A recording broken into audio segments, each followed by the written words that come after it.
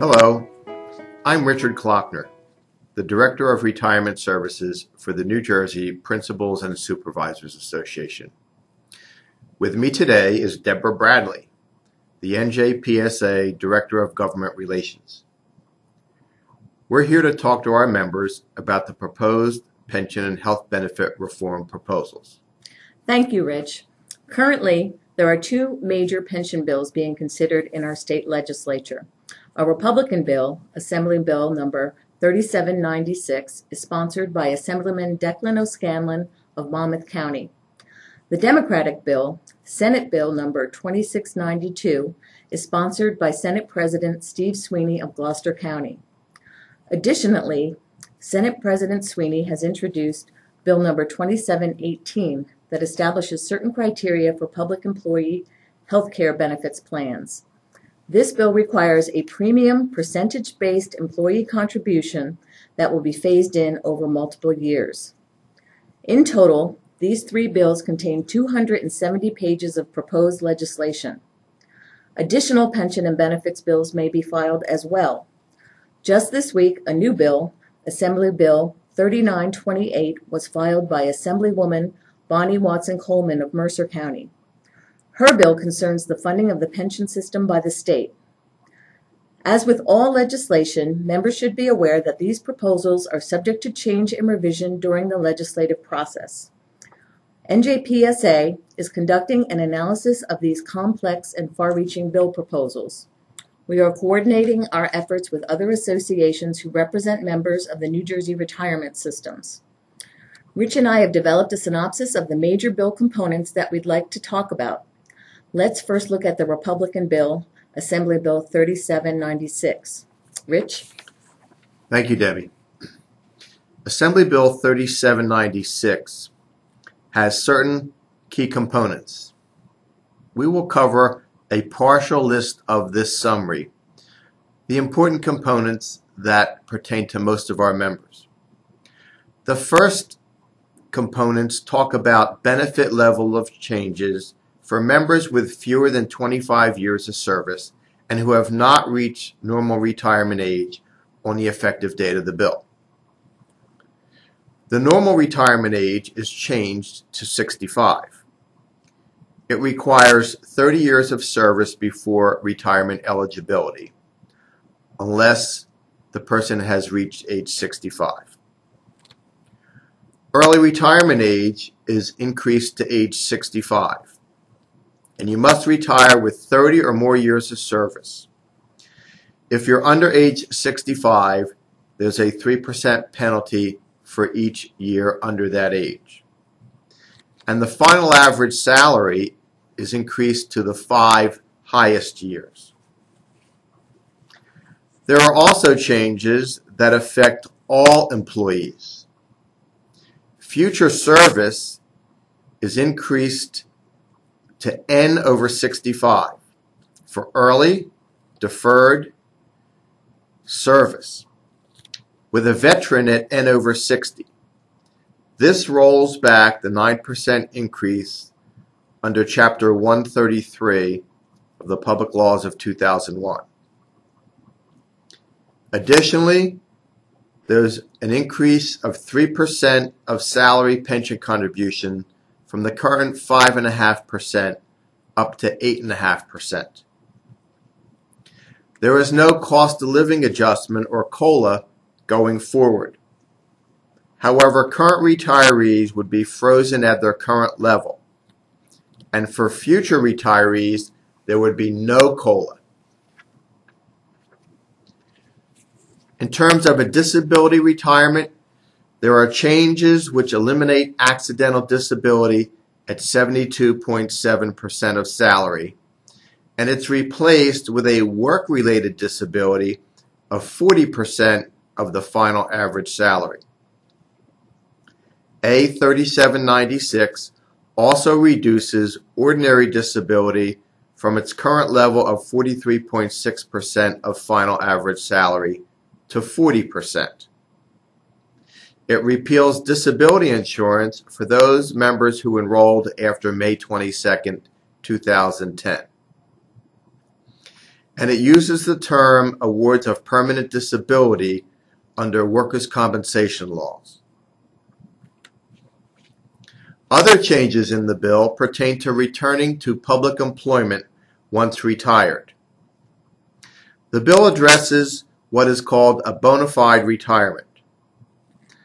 Retirement is bona fide if the retiree terminates all public employment for a period of not less than 6 months while receiving a retirement allowance. Many of our members have concerns over the effective date of the bill. Within the bill, there are different effective dates. Most of those changes that would affect the member's service and retirement use wording that on or after the 120th day after the effective date of the bill. Debbie, before we look at the Sweeney pension bill, let's talk a little about what's happening in the legislature at this point in March and how things may develop. Well, right now, during this third week of March, our state legislature is engaged in the process of reviewing Governor Christie's budget proposal. This budget proposal was submitted to the legislature on February 22nd, and some form of this budget will be adopted by July 1st, according to the requirements of our state constitution. Earlier this month, our Senate and Assembly budget committees began public hearings on the governor's budget proposals. Next week, the budget committees will begin hearings to discuss the budgets of individual departments and agencies of state government. This time period from now until May is called the budget break. The importance of this time period to you and to the progress of any pension or health benefit changes is that the legislature does not hold meetings of its regular standing committees to consider proposed legislation during the budget break. That means that the pension health benefit bills that have been filed are unlikely to be considered at a public hearing until May, when the regular legislative schedule resumes. The two pension bills have been assigned to the State Government Committee and will likely also be heard by the Budget and Appropriations Committee due to their fiscal impact. The health benefits legislation has been directly referred to the Senate Budget and Appropriations Committee. Although these committees will not be meeting until May, it is important to note that important work on these bills will take place in informal meetings with legislators and staff, although the bills will not formally move forward during this time. This is an excellent time for you to reach out to your legislators about the bill proposals, as legislators will be more available in their local district offices. Debbie, when comparing the O'Scanlan bill with the Sweeney bill, which would you say is more drastic in terms of reducing benefit levels? At this point, it would be the O'Scanlan proposal in terms of the direct reduction of benefit levels. But let's have a look at Senator Sweeney's pension bill and compare them.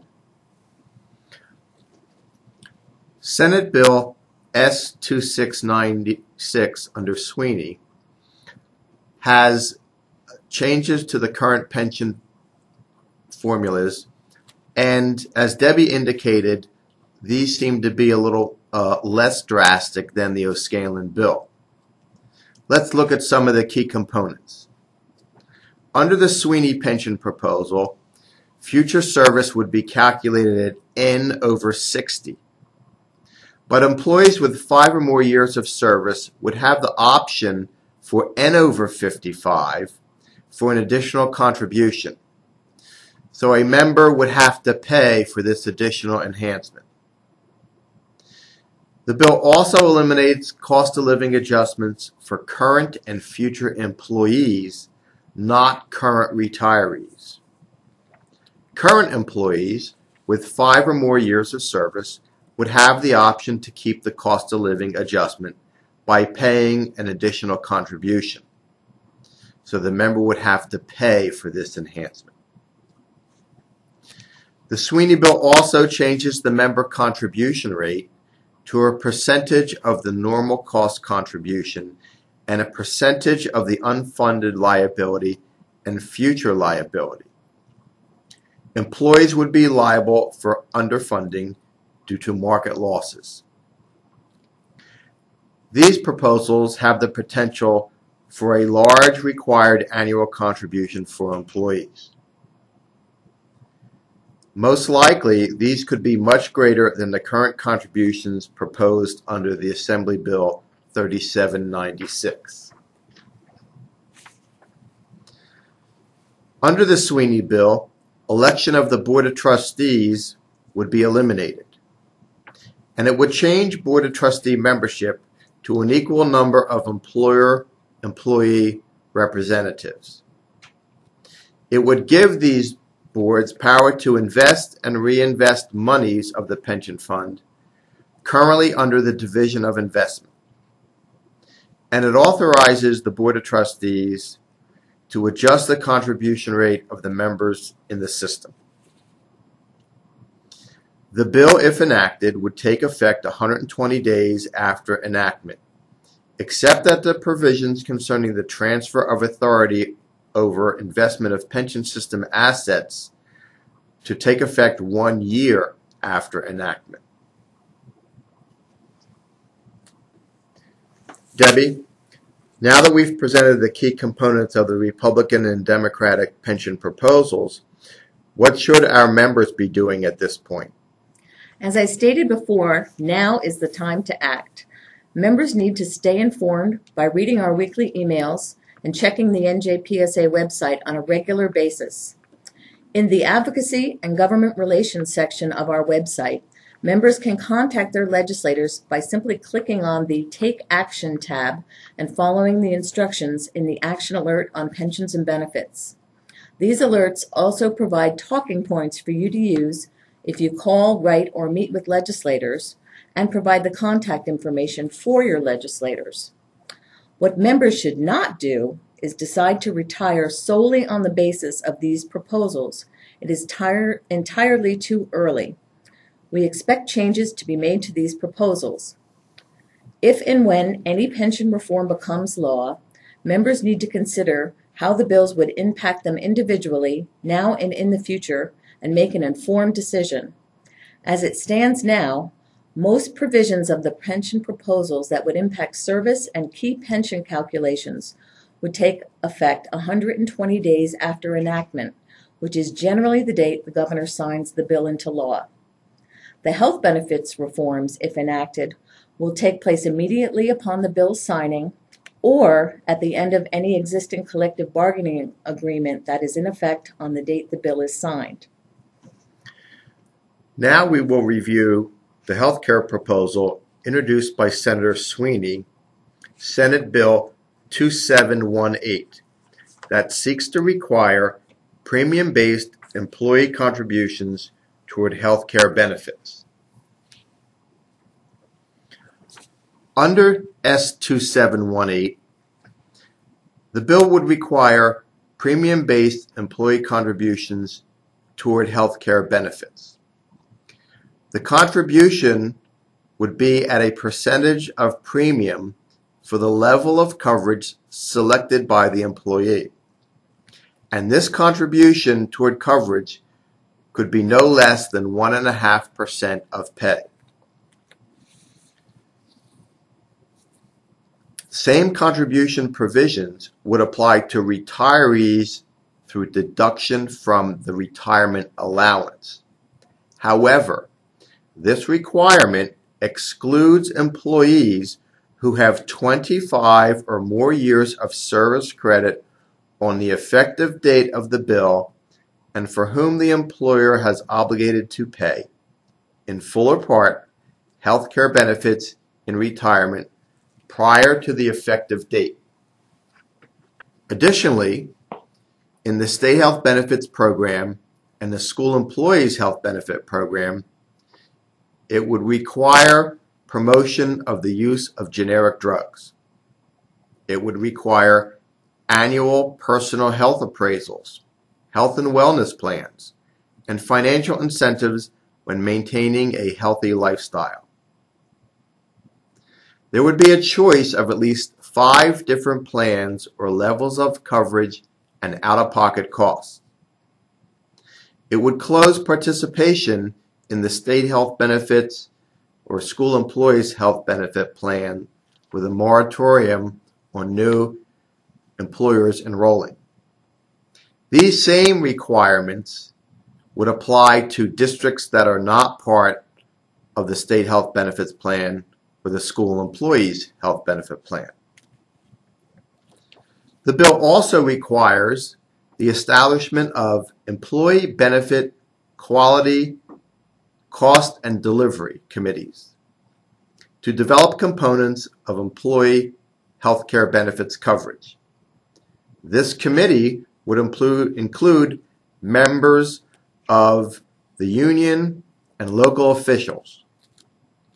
They would evaluate vendors and options, design and develop options, and negotiate contracts for benefits with vendors. They would also devise strategies for health, safety, and wellness of the workforce. And each year it would require that dependent eligibility is validated. We hope you have found this presentation helpful in summarizing the pension and health benefit proposals that are currently being considered in New Jersey. Understandably, members are concerned with the impact that these proposals, if enacted, would have on future service and retirement benefits. There are many unanswered questions at this point. Additionally, there may be legal issues that could ultimately be decided in our courts. We urge you to keep checking in with us on our website. NJPSA will continue to advocate on your behalf and on behalf of all of our members. We encourage you to be strong voices and partners with us in this process. Thank you.